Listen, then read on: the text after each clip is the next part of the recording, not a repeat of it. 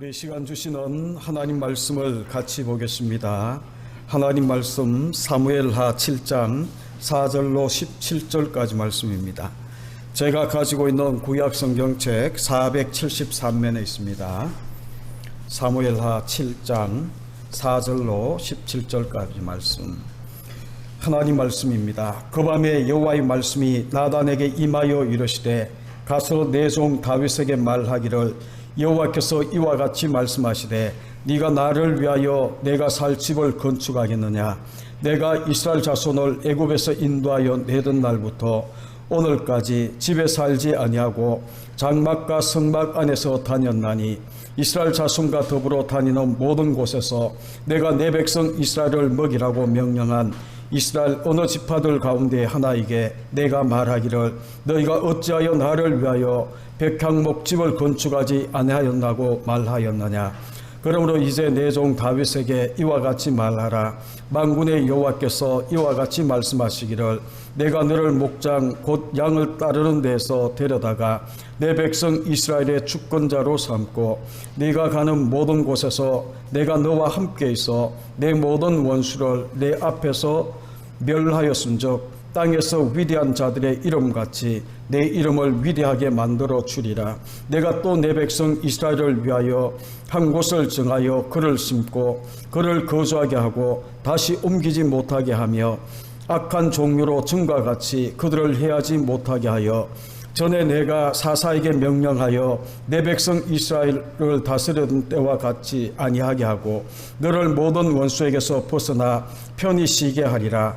여호와가 또 내게 이르노니 여호와가 너를 위하여 집을 짓고 내 수완이 차서 내 조상들과 함께 누울 때에 내가 내 몸에서 날 내 씨를 내 뒤에 세워 그의 나라를 견고하게 하리라. 그는 내 이름을 위하여 집을 건축할 것이요 나는 그의 나라 왕위를 영원히 견고하게 하리라.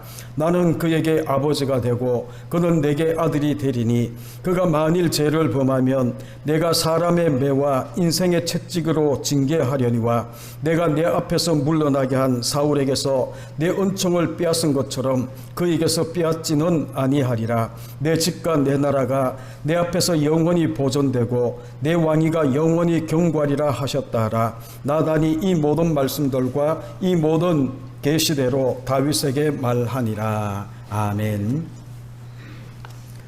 우리 3주에 걸쳐서 다윗의 언약이란 제목으로 계속 말씀을 보는데 오늘 이제 마지막 이 다윗의 언약에 대한 마지막 결론으로 함께 나누면서 이제 다음 주부터는 로마서를 강의하려고 합니다.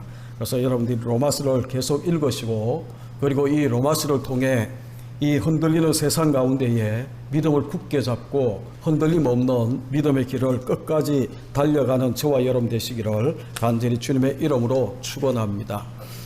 우리 장로님 기도처럼 코로나19가 다시 이 확산되는 그런 이 추세 때문에 어쩔 수 없이 저희들도 이 정부 시책과 또한 주변 사람들의 이 염려를 들어주기 위해서 온라인으로 그리고 이 비대면 예배를 함께 드리고 있습니다.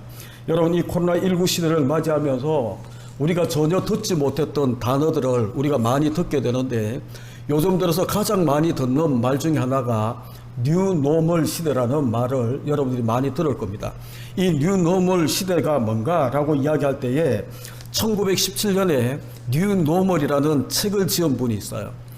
이 이일영 씨와 정중련 씨가 뉴노멀이라는 이 2017년에 이 책을 지었는데 이 저자들이 뉴노멀을 이 책 속에서 어떻게 정의하는가 하면 이렇게 정의합니다. 뉴노멀은 이전에는 비정상적인 것으로 여겨지던 것, 이전에는 비정상적인 것이었어요. 상식적이지 않고 정상적이라는 것이 이제 상식적이고 일반적으로 변했다는 상황의 변화를 지칭하는 말이 뉴노멀. 그러니까 다시 이야기하면 있죠. 과거에는 비정상적으로 여겨지던 그런 상황이나 그런 이 현상들을 이제 어떤 계기, 지금으로 이야기하면 코로나19라는 이 계기가 우리 가운데 주어져서 이 비정상적인 것들이 이제는 정상적으로 자리를 잡고 그리고 이 자리를 잡을 뿐만 아니라 코로나19라는 어떤 계기가 다 끝나고 난 다음에도 이게 일부분은 정상적으로 남아서 우리 삶에 함께하고 있는 이러한 모습을 뉴노멀이다라고 그렇게 이야기를 하는 겁니다.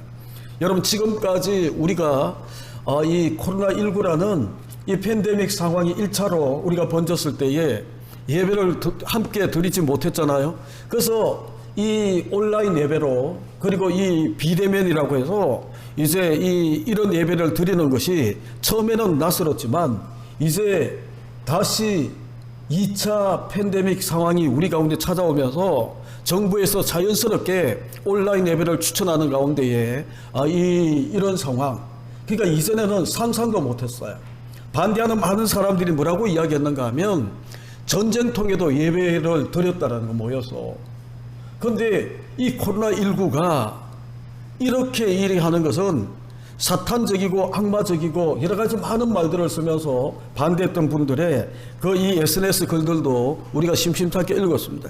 그런데 지금은 이제 이게 다시 팬데믹 2차 상황이 주어지는 이런 가운데에 여러분, 이것이 어느 정도 이렇게 되는 거구나 라는 생각으로 자연스럽게 넘어가는 이런 것들을 우리가 뭐라고 이야기하는가 하면 뉴노멀, 그렇게 이야기를 하고, 코로나19 그리고 4차 산업혁명 시대가 도래하면서 뉴노멀이라는 말은 아주 이제 친근한 단어처럼 우리가 쓰는 그런 모습이에요.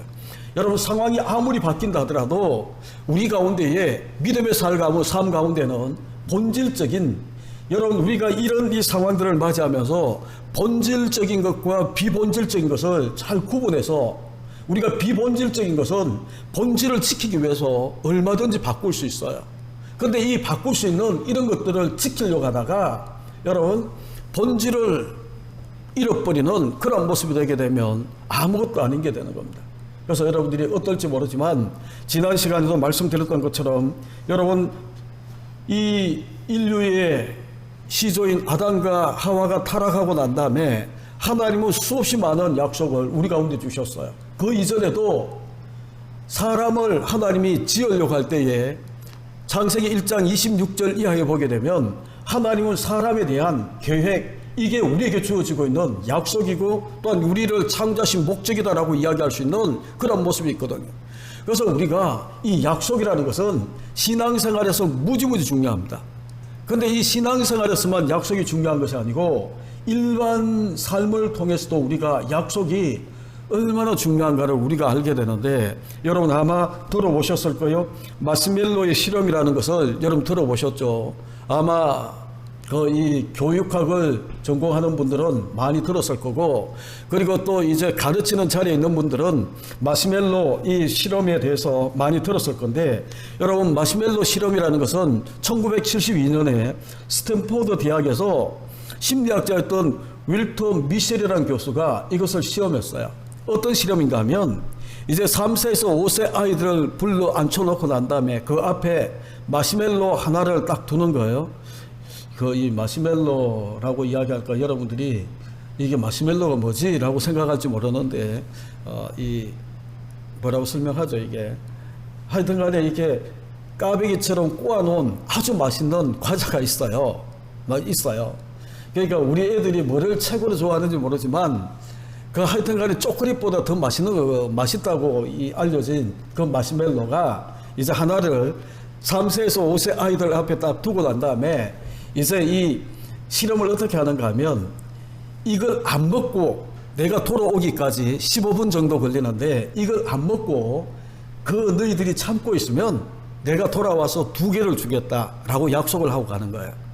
그런데 여러분, 이 아이들 앞에 3세에서 5세 아이들 앞에 이 너무너무 맛있는 이 마시멜로 하나를 두고 먹지마, 돌아오면 2개 줄게 라고 이야기한 이 약속. 그런데 여러분, 이제 이 스탠포드 이 미셸 교수가 이제 계속 추적을 하는 거예요. 먹었던 아이와 먹지 않았던 아이. 근데 이제 3, 40년이 지나서 이제 이것을 보상을 바라고, 이 약속을 믿고 보상을 바라고 자제하고 참았던 그 아이들과 참지 못하고 먹어버린 아이들의 삶을 3, 40년이 지나서 추적을 해서 결과를 내어놓는데, 여러분 엄청난 하늘과 땅의 격차를 내는 그런 모습을 보여주는 거예요. 모든 면에서 약속을 믿고 참았던 그 모든 이 아이들은 건강한 삶을 살고 정말 부유한 삶을 살고 모든 영역에서 탁월한 삶을 사는 그런 모습을 보여주는 반면에 약속을 듣고도 먹고 싶은 이것을 이겨내지 못하고 먹어버리고 약속을 깨뜨린 이 아이들의 삶은 그 이 먹지 않고 참았던 약속을 가지고 살았던 이 아이들하고는 차이가 너무 나더라는 거예요. 여러분, 지난 시간도 말씀드렸던 것처럼 하나님과 이스라엘 백성들, 하나님과 우리 성도들의 이 관계가 맺어지는 것은 약속을 통해 하나님이 우리를 만나주시는 겁니다. 그래서 우리를 언약의 백성 그렇게 이야기를 하는 거예요. 예수 믿는 사람들은 언약의 백성이에요. 여러분, 모세가 이제 하나님의 부름을 받고 가기 싫어하지만 하나님 보내셔서 바로에 갔잖아요. 내 백성을 보내라. 이들이 살 길을 걸어가서 나를 섬길 것이다 라고 이야기할 때에 네가 믿는 하나님이 도대체 누구길래 오히려 더 많은 노역을 시키는 가운데에 모세가 낙심하고 좌절하는 그런 모습이 이제 이 출애굽기 5장에 나오거든요. 그런데 하나님이 좌절하고 낙심한 이 모세를 위로하는 방법을 보게 되면 6장에 가게 되면 낙심한 모세를 다시 위로하고 이렇게 세우셔서 이 출애굽의 지도자로 사명을 감당하는 그런 인물로 그렇게 내보내시는데, 여러분 그 방법이 뭔가 하면 출애굽기 6장 2절로 3절에 보게 되면 지금까지는 하나님을 전능하신 하나님으로 내가 너희들 가운데 계셨지만 이제는 아니라는 거예요. 이제는 뭐라고 이야기하는가 하면 나는 여호와니라 라고 이야기를 합니다.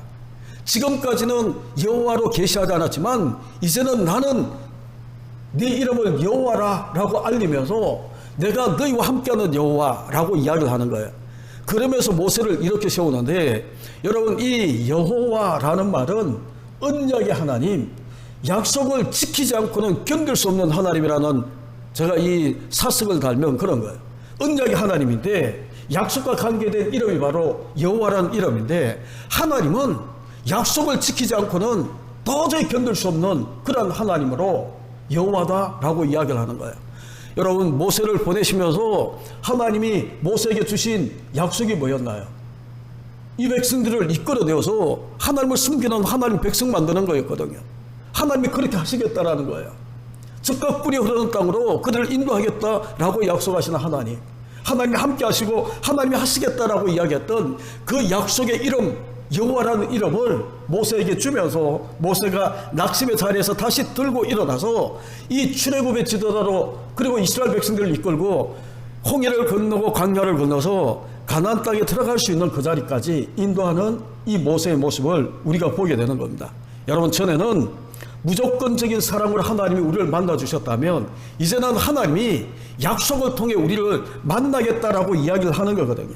언약의 관계로 만나시기를 원하시는 하나님, 질투하시는 하나님, 그래서 이제는 질투하시는 하나님으로 화내실 줄도 알고 인격으로 우리를 대우하시는 그런 하나님 모습으로 우리 하나님이 찾아가겠다라고 이야기하는 게 여호와, 나는 이제 여호와로다 라고 이야기를 하는 거예요. 여러분, 하나님이 이제는 하나님이 우리 가운데 약속을 주시고 이 약속을 통해 하나님이 너희를 대우하겠다라고 이야기하는 거예요. 미셸 교수가 마시멜로 이 실험을 하면서 네가 약속을 지키면 내가 2개 줄게 라고 이야기하는 것처럼, 지키지 않으면 더 이상 주어지지 않는 그런 이 모습처럼 하나님이 우리 가운데 약속을 주시고 하나님이 이제 이 약속을 통해 내가 너에게 약속의 반응을 보고 내가 역사하겠다라고 이야기하는 것이 여러분 여호와라는 이름의 뜻이라는 거예요. 그래서 우리가 오늘 이제 다윗의 언약을 우리가 마무리하면서, 여러분 다윗의 언약을 통해 하나님이 다윗을 어떻게 부르셨는가 다시 이야기하면, 하나님은 이런 약속들을 통해 나를 어떻게 부르시고 어떤 일을 위해서 나를 사용하기를 원하시는지 여러분들이 다윗을 통해 우리 자신들의 부르심과 사명과 또 내가 부름을 받고 내가 어떤 삶을 사는 것이 하나님 기뻐하는 삶인가를 깨닫는 이 시간 되시기를 간절히 주님의 이름으로 축원합니다. 여러분, 먼저 8절에 보게 되면 언약을 세우시는 분, 언약을 가지고 찾아오시는 하나님의 이름이 만군의 여호와라고 그렇게 이야기를 합니다. 만군의 여호와예요. 여러분, 우리와 언약을 맺고 다윗과 언약을 맺기를 원하셔서 찾아오시면서 당신의 이름을 계시하는 그 이름이 뭔가 하면 만군의 여호와. 여러분, 여호와라는 것은 아까도 이야기했던 것처럼 그 이 약속을 지킬 수밖에 없는 그런 하나님의 이름의 뜻이라면 만군, 이 만군이 뭔가, 만군이 주고 있는 의미가 뭔가라는 것을 여러분이 깨달으면 하나님이 왜 이 그냥 나는 여호와로라 모세에게 그렇게 이야기했던 것처럼 그렇게 이야기하지 않고 다윗에게는 만군의 여호와라고 그렇게 자기 이름을 계시하면서 언약을 맺는가를 우리가 깨닫게 되는 거예요. 여러분, 만군의 뜻이 사전을 찾아보면 잘 나와 있겠지만 여러분, 전체적으로 이야기하면 이런 뜻이에요. 전쟁, 싸움, 군사라는 이런 이미지와 연상되는 건데, 많은 군대 가운데에 어떤 중에 어떤이란 이름이 바로 만군이란 그런 뜻이에요. 최고의 군사 중에 최고의 어떤이 바로 만군인데, 그 어떤데는 그 여호와께서 다윗을 부르셨다라고 이야기를 하는 겁니다. 찾으셔서 다윗과 언약을 맺는다라고 이야기를 하는 거예요. 그리고 하나님은 다윗을 어떻게 사용하시기를 원하시는가, 그 의미가 여기에 담겨져 있는 거거든요. 지금까지는 다윗은 양의 꽁무니를 따라다니면서 양을 치는 목동의 그런 이 모습이었지만, 이제부터는 이스라엘의 주권자로 세워서 많은 세상 가운데 위대한 이름처럼 내 이름을 높여주고, 그러면서 하나님께서 다윗을 주권자, 그리고 많은 이름들의 높은 이름들처럼 내 이름을 그렇게 높여주겠다라고 이야기하는 그런 이 모습을 이야기하는 것을 우리가 짐작하면 하나님이 다윗을 부르신 의도를 알 수 있어요. 만군의 여호와께서 주권자로 너를 삼고, 이제는 목동이 아니다, 양을 치는 목동이 아니다, 주권자다.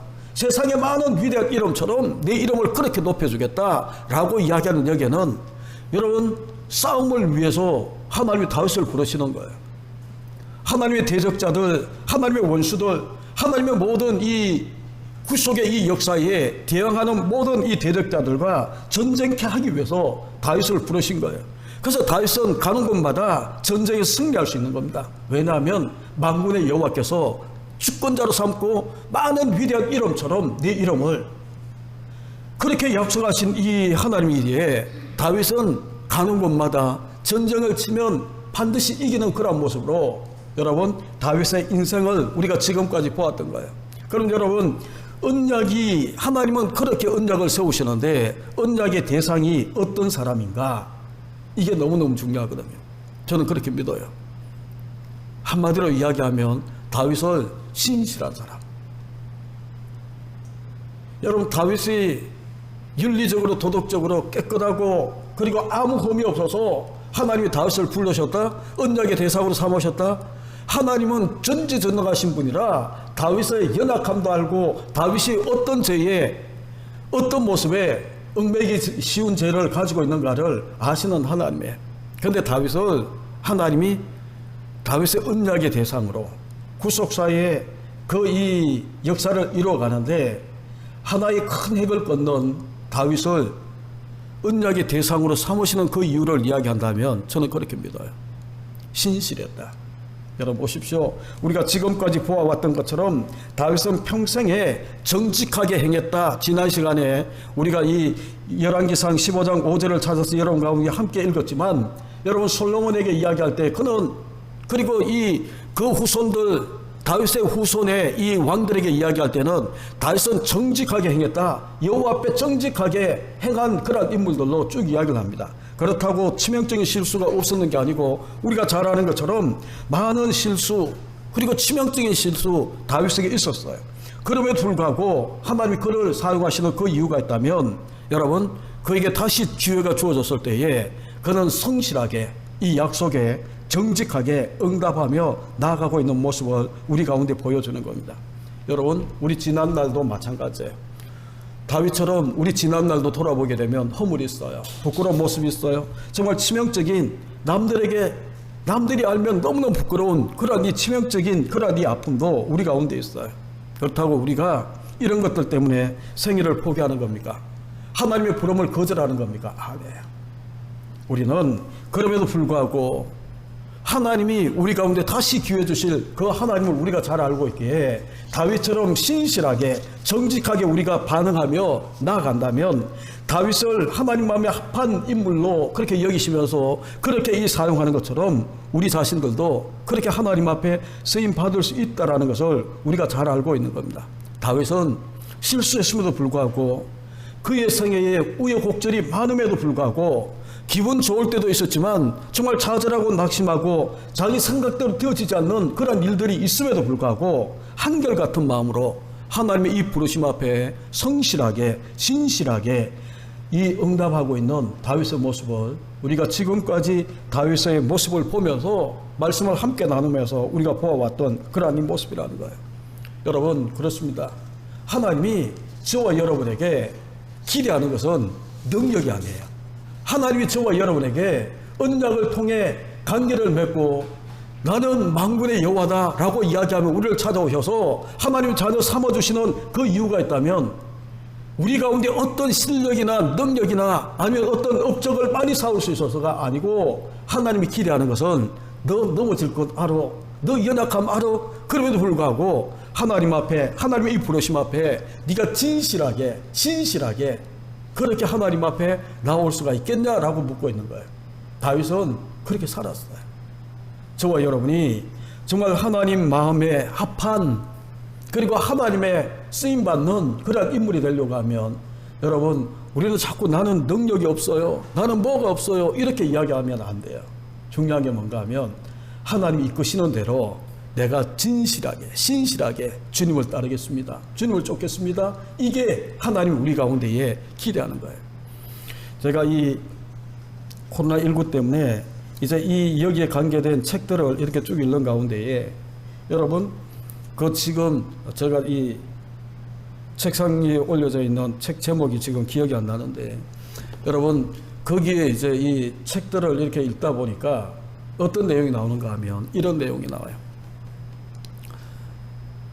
하나님에 대해서 오해하게 되면 문제보다 더 작은 하나님으로 여긴다라는 거예요. 그러면서 자기 가운데 찾아오는 이 고통은 너무너무 큰데 자기가 잘못 산 것도 아닌데 왜 이런 고통이? 그러면서 하나님은 이 고통 속에 자기가 신음하고 하나님을 찾아도 침묵하는 하나님 때문에 신앙을 버리는 신학자들의 이야기도 있고 이런저런 많은 것들. 그러면서 그 저자는 뭐라고 이야기하는가 하면 이런 코로나19의 이런 고통이 왜 찾아왔는지 고통의 이유 원인은 많은 이제 철학자들이나 많은 사람들이 이야기하는 것처럼 인간의 탐욕이나 이런 것도 쭉 이야기하지만 그런 것 가지고 고통의 의미를 깨달을 수가 없다라는 거예요. 그러면서 하는 이야기가 고통의 의미는 우리가 알 수가 없다. 그러나 존 파이퍼 목사님이 이야기하는 것처럼 성경은 망원경, 그러면서 저 멀리 있어서 보이지 않는 그것을 망원경을 가지고 이렇게 보게 되면 그게 어느 정도 이렇게 이 실체가 이렇게 뚜렷하게 보이는 것처럼 성경은 그런 거라는 거예요. 그러면서 지금 이 고통의 이 이유, 의미를 우리가 알 수는 없지만 이제 이 성경을 통해 이 멀리 있는 그런 것들을 우리가 이렇게 보게 되면 이 이유를, 그 의미를 우리가 깨달을 수가 있다라고 이야기를 하면서 여러분, 그 이 여러 가지 많은 사건들 속에 이게 나중에 이제 어떤 역할을 우리 가운데에 주어질지. 여러분, 박해가 있었어요. 박해가 있었지만 소련의 이야기를 하면서 이제 이 스탈린 때문에 이제 이 예수 믿는 많은 사람들이 집도 재산도 다 빼앗기고 이제 이주의 삶을 살았을 때에 그들이 카자흐스탄에 들어가서 무슬림을 변화시키는 그런 역사를 보게 되면 왜 스탈린을 통해 이렇게 우리를 분산시키는지, 그때는 다 뺏긴 것 때문에 아파하고 정말 이 하나님이 침묵하는 것 같아서 힘들었지만 나중에 지나서 기독교 역사를 보니까 이수의 이 역사를 통해 빈손 들고 카자흐스탄으로 갔던 이들이 정말 믿음으로 사는 그들을 통해 무슬림들이 변화되는 그런 모습들의 이야기. 여러분, 이런 이유는, 이런 예화는 많잖아요. 아버지가 고기잡이하러 배를 타고 나갔어요. 근데 이제 이 갑자기 풍랑이 치고 이제 폭우가 쏟아지니까 깜깜해서 어디로 가야 될지 방향을 잃어버린 거예요. 근데 육지에 있는 그 이 아버지 그 가족들의 집이 불타기 시작했어요. 근데 불타는데 다 잃어버렸어요. 근데 그 아버지는 바닷가에서 폭풍 치는 그 바닷가에서 길을 알지 못하고 깜깜한 이 속에 그 불을 보고, 그 불빛을 보고, 자기 집이 타고 있는 이 불빛을 보고 그들이, 그 아버지가 배를 몰고 찾아와서 자기 집에 도착하니까 다 불타고 없는 거예요. 그럼 여러분, 이 불탄 것이, 화재가 난 것이 재앙입니까? 축복입니까? 그러니까 여러분, 우리는 지금 현재 일어나고 있는 이 재난 같고 재앙 같은 이런 모든 이유들을 우리가 알지 못해요. 저는 그렇게 믿어요. 그런 것 가지고 우리가 이 코로나19의 이 의미를 우리가 조금이라도 짐작하려고 한다면 우리가 더욱더, 예수 믿는 우리가 더욱더 본질로 돌아오고 말씀과 기도로 돌아오고, 그리고 난 다음에 지금까지 기독교가 탐욕적이고 물량적이고 큰 건물 짓는 데 우리가 그렇게 달려왔던 이런 모습들을 우리가 조금은 생명 살리고 정말 이타적으로 우리가 이 이타적인 그 자세로 우리가 돌아와서 예수 믿지 않는 사람들과 그런 모든 사람들의 기대치를 우리가 다시 한 번 더 바라볼 수 있는 그런 이 기회, 여러 가지 많은 장점도 이 코로나19 때문에 우리 가운데 일어나고 있는 그런 모습이 있을 수가 있다는 거예요.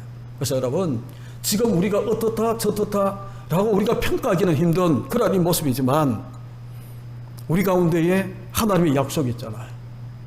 우리 가운데에 하나님이 우리 가운데 약속하시는 수많은 약속들이 하나님 말씀 속에 있잖아요. 하나님은 그래서 모세를 통해, 그리고 지금 다윗과 언약을 맺으면서 나는 여호와, 나는 만군의 여호와다 라고 이야기를 하며 하나님이 이들을 찾아가시고 있고, 그리고 그 하나님의 이 약속 앞에 그들은 다시 신실하게 일어나서 좌절하고 낙심했지만 다시 일어나서 약속을 지키시는 여호와 하나님을 믿고 그들은 따라가고 있는 그 모습을 우리는 보면서 그들이 그렇게 약속에 신실하게 하나님이 부르시는 그 부르심 앞에 그들이 진실하게 응답하고 나갔을 때에 수많은 출애굽 백성들이 일어나고요. 다윗을 통해 정말 수많은 하나님 백성들이 메시아 왕국을 꿈꾸면서 하나님 나라를 꿈꾸면서 달려가고 있는 그 모습들을 우리가 보게 되더라는 거예요. 여러분, 지금 이 다윗의 언약의 내용은 다른 것이 아닙니다. 한마디로 이야기하면 성전과 하나님 나라 메시아 왕국이에요. 하나님이 약속하고 있는 만군의 여호와로 찾아오셔서 정말 흠이 있고 치명적인 약점이 있지만 하나님이 그럼에도 불구하고 진실하게 하나님 앞에, 부름 앞에 진실한 신실한 그런 모습을 따르고 있는 이 다윗에게 하나님이 약속하는 언약의 내용이 뭔가 하면 성전과 하나님 나라 메시아 왕국에 대한 그 소망을 그 가운데 주시는 거예요. 그래서 11절에 보게 되면 하나님은 내가 너를 위하여 집을 지어주겠다 라고 그렇게 약속하시고, 그리고 난 다음에 여러분 16절에 보게 되면 내 집과 내 나라가 내 앞에서 영원히 보존되고 내 왕위가 영원히 견고하게 될 것이다. 그리고 12절 13절에 보게 되면 내 몸에서 날 자식들이 내 뒤에 세워 그 나라를 견고하게, 영원히 견고한 나라로 내가 삼겠다라고 약속하며 하나님께서 이 성전과 메시아 왕국 하나님 나라의 이 약속을 그 가운데 주시는 거예요. 그래서 여러분, 우리가 기억해야 합니다. 약속은 하나님은 반드시 지키시는 거예요. 제가 하나님 여러분 가운데 소개할 때에 가끔은 그 이 하나님을 그렇게 소개하는데 하나님이 하실 수 없는 게 있다라고 이야기를 했어요. 죄를 지을 수 없어요. 그리고 또 하나 할 수 없는 게 뭔가 하면 약속한 것을 한 번이라도, 아무리 작은 약속이라도 어길 수 없는 분이 바로 하나님이세요. 그래서 하나님은 약속한 것은 아무리 작은 것이라도 하나님이 약속한 것은 반드시 지키시는 그 하나님인 것을 저와 여러분이 믿으셔야 돼요. 그 이름이 바로 여호와, 모든 대적들을, 하나님 나라를 대적하는 이 모든 원수를 이길 수 있는 군사 중에 으뜸되시는 그 이름, 만군의 여호와 이름으로 하나님 우리를 찾아오셔서 여러분 언약을 맺으시고, 그리고 내가 너를 위하여 집을 지어주고, 내가 너를 위하여 내 자손들, 내 뒤에 나오는 내 시들을 통해 이 나라를 영원히 견고하게 내가 세워가겠다라고 약속하시는 하나님의 약속의 내용. 그런데 여러분 보십시오. 언약의 결과가 뭡니까? 하나님은 성전을 약속하셨어요. 하나님의 거처인 하나님의 집, 이제는 내가 너를 위하여 지어주겠다라고 이야기를 하시고, 그리고 난 다음에 하나님 나라, 영원한 하나님 나라, 흔들림 없는 하나님 나라를 그렇게 약속하셨는데 그 결과가 뭔가 하면 다른 것이 아니었어요. 우리가 보지는 못했지만 열왕기상 6장 1절에 보게 되면 이스라엘 자손이 애굽 땅에서 나온 지 480년이요 솔로몬이 왕이 된 지 4년이라 라고 이야기를 하며 여호와의 성전을 위하여 여호와를 위하여 전을 건축하기 시작했다라고 이야기를 합니다. 다윗의 생애 속에 가장 중요한 부르심의 목적은 다른 것이 아니었어요. 하나님의 거처인 성전이었어요. 하나님의 영광이 이 땅에 오셔서 거하실 성전을 짓는 것을 자기 최대의 인생의 목적으로 삼고 살아왔던 사람이에요. 그래서 아무도 관심 가지지 않는 하나님의 집, 이것을 짓겠다고 그렇게 이야기했을 때에 여러분, 하나님은 거절하셨어요. 여기는 나와 있지 않지만 열왕기상에 보게 되면 이 하나님이 거의 네가 피를 많이 흘렸기 때문에 너는 지을 수 없다라고 이야기를 하고, 여러분 그러면 자기 인생 최고의 목적이, 유일한 인생의 최고의 목표가 있다면 하나님이 집을 짓는 거였는데 그게 거절당했잖아요. 그런데 거절당했는데 어떤 일이 일어나나요? 다윗은 차선을 찾아서 준비하기 시작하는 겁니다. 자기 아들이 이것을 지을 수 있도록 7년 동안 그는 정말 이 모든 것들 하나님이 거절하셨다 하더라도 7년 동안 자기 아들이 성전을 온전히 지을 수 있도록 모든 것들을 다 준비하고 있는 그 모습들을 우리 가운데 보여주세요. 여러분,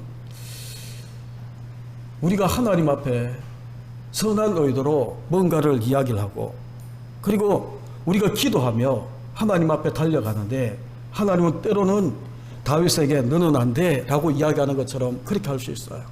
근데 여러분, 신실한 사람은 이게 안 되면 다음에 내가 할 수 있는 차선책을 찾아서 우리가 준비하고 그렇게 달려가는데, 우리는 대부분 다가 너무 극단적이라 너 안 돼 라고 이야기하면 그때부터 포기해 버리는 거예요. 여러분, 그런 일들이 수없이 많잖아요. 포기해 버려요. 그런데 다윗을 보십시오. 너는 안 돼 라고 이야기했지만 일평생의 소원이었어요. 그런데 그렇게 자기가 아무 하자도 없어요. 왜냐하면 이게 하나님을 위해서 좋은 거니까. 그런데 하나님은 안 돼라고 이야기했을 때에 이 다윗은 이게 안 되면 아무것도 아니구나 포기하고 낙심하고 그렇게 있는 것이 아니라 하나님의 집이 자기가 아니라도 자기 아들을 통해 지어질 수 있도록 모든 것을 준비하고 그렇게 나가고 있는 이 모습을 우리가 보시면서 신앙생활 어떻게 하는 것이 하나님 기뻐하는 신앙생활인가를 우리가 잘 깨달아 알아야 된다는 거예요. 여러분, 혹자는 그렇게 이야기할 수 있습니다. 다윗은 왕이고, 그리고 다윗이 최고의 넓은 나라, 그리고 수많은 전쟁 속에 전리품을 많이 가져왔기 때문에 그는 하나님 나라 위해서 성전을 짓는 데서 그는 얼마든지 준비할 수 있고 그렇게 이야기할 수 있어요. 그런데 여러분, 우리가 성경을 읽다 보게 되면 다윗에게도 얼마나 환난이 많았는지, 여러분 역대상 22장 14절에 보게 되면 이런 말씀이 있어요. 역대상 22장 14절 집에 가셔서 찾아보시기를 바랍니다. 제가 읽어드리죠. 내가 환난 중에 여호와의 전을 위하여, 여러분 22장 14절을 시작하면서 내가 환난 중에 여호와의 성전을 위하여 금 10만 달란트와 은 100달란트와 녹과 철을 그 중수 셀 수 없을 만큼 심히 많이 예배함으로 또 제목과 돌을 예배하였으나 너는 더할 것이며 라고 이야기합니다. 여러분, 다윗이 평안하고 부유하고 좋은 일들이 있을 때가 아니고 내가 환난 중에 여호와의 성전을 위하여 이렇게 수많은 것들을 내가 준비했다라는 거예요. 환난 중에 했다라고 이야기를 하는 거예요. 기분 좋고, 그리고 형통하고, 사업이 잘 되고, 경제력이 내 속에 어느 정도 만족할 만한 그런 이 수준에 놓였을 때에 물질로 헌신하고 하나님 나라 위해서 정말 뭔가를 드릴 수 있는 이러한 것들은 그래도 쉬운 건 아니지만 그래도 할 수 있는 여건이 되었다라고 이야기한 거예요. 그런데 어려운 가운데 있을 때에, 병중에 있을 때에, 사업이 힘들고 하는 일마다 꼬일 때에 여러분, 변함없는 열정과 사랑으로 하나님을 섬긴다, 자기가 하나님 위해서 헌신하고 하나님을 위해서 인생 목표로 삼았던 이 성전 건축, 거절당함에도 불구하고 환난 중에 있음에도 불구하고 그는 최선을 다해 이것을 하고 있는 이 모습이 하나님의 입장에서 다윗을 보면 어땠을까를 우리가 보자라는 거예요. 사람들은 대부분 다 그렇게 이야기하잖아요. 복받았기 때문에 사단도 욥을 바라보고 하나님이 욥을 자랑했을 때에 하나님 복 주셨으니까 잘 되고 있으니까 라고 이야기하는 그런 이 모습들, 인간론을 많이 이야기합니다. 여러분, 하나님을 위해서 숨기고 헌신하고 앞장서 사는 많은 사람들 보게 되면 부유한 사람 있어요. 그런데 대부분 다가 가난한 사람이에요. 제가 목회하면서 저는 담임 목회하고 개척을 했기 때문에 여러분 큰 부자들하고 같이 신앙생활을 못했어요. 그런데 부교육자로 숨겼던 교회들이나 지금까지 제가 하면서 목회하면서 보게 되면 큰 부자들이 헌신하는 것보다 가난하지만 연약하지만 헌신한 이들이 훨씬 더 많았다라고 그렇게 이야기할 수 있어요. 우리는 자꾸 어디로 끌고 가는가 하면 마귀가 이야기하는 하나님 앞에 욥을 참수하면서 인간론을 이야기하는 것처럼 우리는 복받아야 하나님 앞에 헌신하고 정말 물질적인 여유가 있어야 하나님 앞에 우리가 헌금하고 헌신하고 물질로 헌신하고 그렇게 쭉 이야기하는데, 여러분 다윗 왕이었고 여러 가지 많은 것들을 이야기할 수 있지만 다윗의 고백을 보시라는 거예요. 내가 환난 중에 여호와의 성전을 위해서 내가 이런 것들을 했다. 그러면서 그 아들을 바라보고 뭐라고 이야기합니까? 너는 더할 것이며 너는 더하라고 이야기하는 거예요. 나는 환난 중에 어려움 중에 이렇게 했지만 너는 이제 그래도 나보다 나은 이제 왕국이 안정되어 있는 그런 모습 속에 네가 있으니까 너는 더할 것이며, 하나님이 인생에 수많은 축복을 주셨기 때문에 다윗이 멋있게 하나님 나라 위해서 헌신하고 봉사했던 것이 아닙니다. 우여곡절 많았고 다윗의 고백처럼 환난 중에 있었고, 여러분 다윗 시대에도 불경기가 있었고 어려움이 있었어요. 코로나19 같은 정말 인구조사 때문에 코로나19 같은, 우리나라는 아직 그래도 300 몇 명이 사망자가 그렇게 되지 않았지만 3일 동안 이 온역을 통해 7만 명이 죽는 그런 이 모습도 다윗 시대에 있었어요. 그럼에도 불구하고 다윗은 하나님 나를 부르신 목적과 내 인생의 최고의 삶의 목적을 가지고 그가 하나님 앞에 나아가고 있는 이 모습을 우리가 보게 되는 겁니다. 여러분, 우리도 다 힘들고 어려운 시대를 지나고 있습니다. 하나님 왜 나를 부르셨는가? 하나님이 왜 만군의 여호와로 찾아오셔서 나를 세우시는가? 여러분, 하나님이 나를 부르신 그 부름의 이유가 뭘까를 여러분들이 다시 한 번 더 떠올려 보시게 되면 저는 그렇게 믿어요. 하나님이 관심 있는 것은 이 땅에 죽어가는 많은 사람들, 이미 죽은 거죠. 허물과 죄로 죽었던 너희를. 근데 그들 가운데에 생명을 주시는 것이 하나님이 가장 관심 있는 그런 이 모습이라고 저는 그렇게 믿어요. 교회 웅장하게 짓고 화려하게 짓고 그리고 수많은 사람들이 성도가 모여들고 이런 것도 여러분 물론 필요할 수는 있겠지만 하나님의 관심 아닐 수 있어요. 하나님의 관심은 잃어버린, 정말 죄와 허물로 죽어가면서 잃어버린 그 사람을 찾아 그들에게 생명을 주는 것이 하나님의 관심이다라고 그렇게 믿는다며, 하나님 나를 왜 부르셨을까? 하나님이 왜 나를 세우셨을까? 여러분, 힘들고 어려운 여건 속에 있는 내 주변의 사람들에게 우리는 소망이 되셔야 됩니다. 여러분, 인터넷 그 이 댓글들을 여러분 보시게 되면 이제는 혐오가 지나쳐서 예수가 사탄이라고 그렇게 이야기하는 인간 말종 같은 인간들도 댓글을 달아요. 그러면서 교회는 마귀 집단이라고, 너무 화가 나서 내가 댓글을 반박하려고 하다가 치웠어요. 그들은 그런 시각으로 보는 겁니다. 여러분, 교회는 더 이상 세상에 소망이 되지 않는 것처럼 그렇게 이야기하는 시대에 우리가 살고 있습니다. 하지만 변하지 않는 게 있어요. 하나님은 이 땅의 교회들을 통해 복음이 정말 이 땅에 주님의 피값 주고 사신 이 교회들을 통해 이 땅에 생명력이 전파되기를 우리 주님은 원하시고 있는 거예요. 힘들고 어려운 시대를 우리가 지나고 있지만 내가 무엇을 기다리며 무엇을 기대하며 내가 살 것인가? 우리가 붙잡아야 되는 약속이 있잖아요. 하나님 우리 가운데 주신 약속이 있잖아요. 다시 오시마 약속하시는 우리 주님의 그 약속을 우리가 믿고 다시 오시는 주님, 그 이 주님이 다시 오실 그때까지 내가 무엇을 하지? 여러분, 하나님이 지금까지 내가 고난과 많은 환난과 많은 핍박 가운데에 지나오게 하신 이유, 내 힘 가지고 지나온 것 같지만 지나고 나니까 아니었잖아요. 다 하나님의 은혜였어요. 그 하나님의 은혜로 그 모든 것들을 우리가 이기고 이곳까지 왔는데, 그러면 지금 우리가 맞이하고 있는 코로나19라는 제2차 이 팬데믹의 이 상황 속에 교회가, 성도가, 그리고 저와 여러분이 무엇을 해야 될 것인가? 무엇을 붙잡아야 될 것인가? 환경 붙잡으면 절망을 노래할 수밖에 없어요. 하지만 우리가 하나님의 약속을 붙잡으면, 하나님의 약속의 말씀을 우리가 붙잡으면 우리는 소망을 이야기할 수 있어요.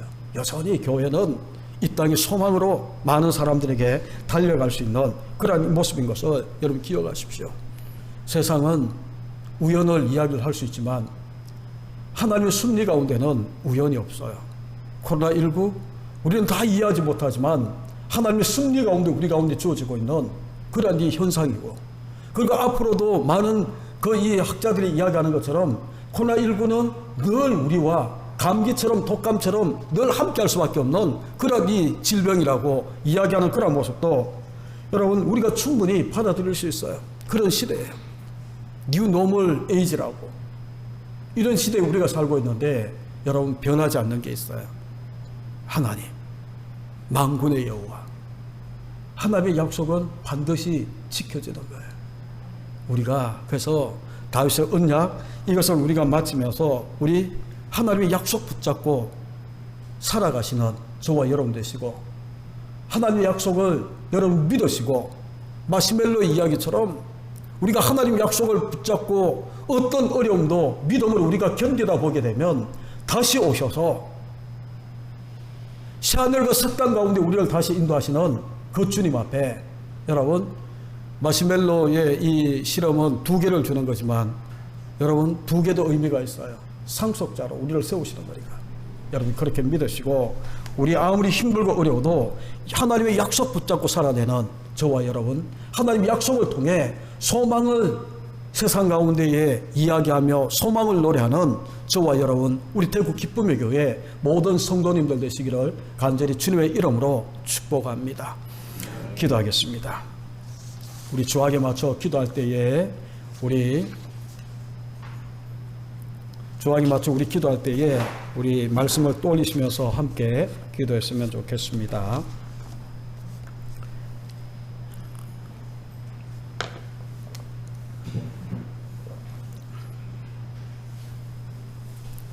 기도하겠습니다. 하나님 아버지 감사합니다. 오늘 이 시간도 하나님께서 다윗의 언약을 통해 우리 가운데 말씀하시는 하나님의 약속을 다시 붙잡을 수 있도록, 하나님의 약속을 통해 소망을, 절망이 아니라 소망을 말할 수 있는, 소망을 노래할 수 있는 그런 하나님의 사람으로 불러주심을 감사합니다. 절망, 정말 답답함, 당황스러움, 이런 것들이 우리를 애워싸고 있다 할지라도 하나님의 약속, 하나님의 언약이 우리 가운데 있어서 그 모든 것들을 이겨내고 소망을 말할 수 있는 우리 모두가 되게 하나님 축복해 주옵소서. 예수님의 거룩하신 이름으로 간절히 기도하옵나이다. 아멘.